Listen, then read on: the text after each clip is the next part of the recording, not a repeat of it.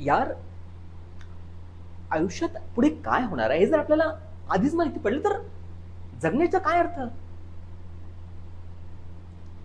आपलं आयुष्य ना एका पुस्तकासारखं असतं, ज्यामध्ये पुढच्या पानावरती काय लिहिलेलं आहे हे कोणालाच माहिती नसतं.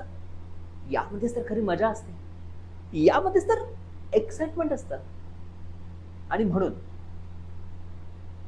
बिलकुल टेन्शन नाही घ्यायचं आणि फक्त पुढचं पान पलटवायचं. कधी विचार केलास का, जर आपण त्या 50% लोकांमध्ये असलो जे ऍक्सिडेंट मध्ये जातात ते? मान्य आहे, आयुष्य प्रत्येक वेळी आपल्या मनासारखं नसतं. कधी आपलं हृदय तुटतं, कधी कोणी आपल्याला एकटं सोडून जातं, कधी रस्ते खूप जास्त कठीण वाटतात आणि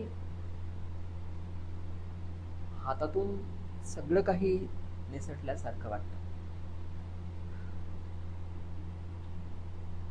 पण यामध्येच तर हारण्याची भीती आणि जिंकण्याची मजा असते. आणि हा, तुला कसं माहिती की तू 40 वर्षापर्यंत जगणार आहेस म्हणून? हं? म्हणून फक्त वर्तमानात जगायचं आणि आपल्या आयुष्याची पुढची पानं पलटवायला नेहमी तयार राहायचं.